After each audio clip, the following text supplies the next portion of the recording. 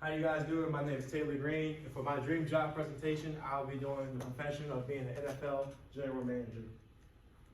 So first, for the background, there are 32 current franchises, so give or take, there are probably 32 current positions as NFL general managers.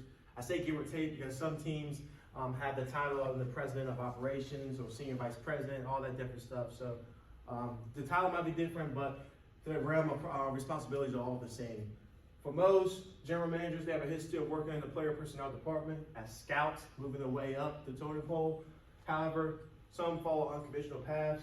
Kwesi Adofo-Mensah was a Princeton graduate, got into the Wall Street business, did not like it, called San Francisco 49ers, took an entry-level job, worked his way up the pole, and then now he's the current general manager for the Vikings. John Lynch, also for the 49ers, he's the current GM right now for them. He was a former player. Shout out to Jacob, great hitter for y'all. But anyway, he was a former player, TV analyst. 49ers called him a couple years ago for their job opening, and then he took it. So basically, this is showing that there's no certain avenue that you have to take to become an NFL general manager. So with any profession, there's also sociological issues that can accompany it. So first, for the general manager, stress and anxiety. These are jobs that high level. You're making high level decisions that not only affecting your livelihood and your life, but players, all 53 on the current roster and the practice squad players, your owner, your front office personnel, and of course the coaches. Depression is also a big sociological issue with becoming a general manager. Just due to the pressure of winning. We all know that winning is everything in results business like the NFL, and especially the sport industry. And if you keep losing over and over again, not only are you putting your job security in jeopardy, but also you can put your mental well-being in jeopardy because you're so focused on trying to win games and win these materialistic things. And then lastly, ethics. With any job as well, there's also ethical issues that can be faced. We know that it's hard sometimes to measure the talent of a player or talent of a coach who can coach their butt off or who can play their butt off for you, but they have off the field issues that can bring on warranted attention and, like I say, our ethical issues. And then also the civic pride of fans towards certain players. We know we love those homegrown players that have been there with us through the thick and thin for all those years. And it's hard as a general manager at times to make that decision to move away from them or keep them. And then also big consequences that come from that as well. So for the psychological concepts that we discussed in this paper, I kind of just focus on a lot of the things that we've learned in class this year. So first, being an effective decision maker. As we know, recently we just learned about that, as that's one of the 10 characteristics of being a great leader. And for general managers have to be great leaders in their franchise. Making sure that they have decisions, have both quality and acceptance is very important, and we talk about that in my paper. And in order to achieve that, I believe creating a vision for everyone in the organization to understand helps individuals understand how these decisions are being made. Reshaping the work environment and setting appropriate goals. When you're a leader, sometimes you have to clean slate a lot of the work for the previous regiment because maybe they weren't getting the job done and the work environment was not up to the caliber that it needs to be. So we talk about using the SMART acronym to create effective goals and create a stronger work environment. We know that SMART stands for specific, measurable, attainable, relevant, and timely goals. Maintaining self-confidence, we also talk about.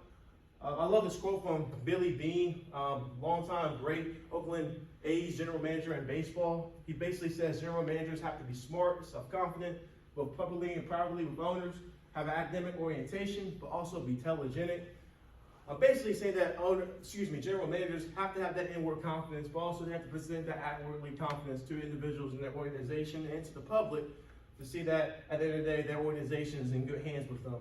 But we have to be mindful of overconfidence and inflated confidence. We know inflated confidence is a component of overconfidence, basically stating that we're presenting outwardly confidence to people, but we're inwardly are not, which leads to that Dunning-Kruger effect I talk about, which makes leaders more likely to make these reckless decisions because of the overconfidence and inflated confidence due to fear of letting individuals in the organization know that they aren't confident. But at the end of the day, we have to be monitoring that. And lastly, responding to anxiety, I talked about as well. Just knowing how not to push anxiety away, as we talked about. Recognizing how your body perceives anxiety and finding a way to perform at a high level while accept it is another great thing we talk about in this paper. So the application of concepts and the issues that we've talked about towards my profession now. So when I'm faced with these tough personnel decisions in the future, I'm gonna make sure that I create a vision that's focused on winning. At the end of the day, I know this is a result of business, but also a vision that promotes critical thinking. I want everyone in my organization to be able to make decisions on their own and promote that individuality to create everyone to sharpen up their skills and make a stronger work environment, as we talked about in the last slide. And then going into the next one, dealing with high stress and anxiety at the job, as I discussed earlier, it's a high pressure job. But we gotta forget that sometimes, pretty big, simple. Don't forget the importance of exercise.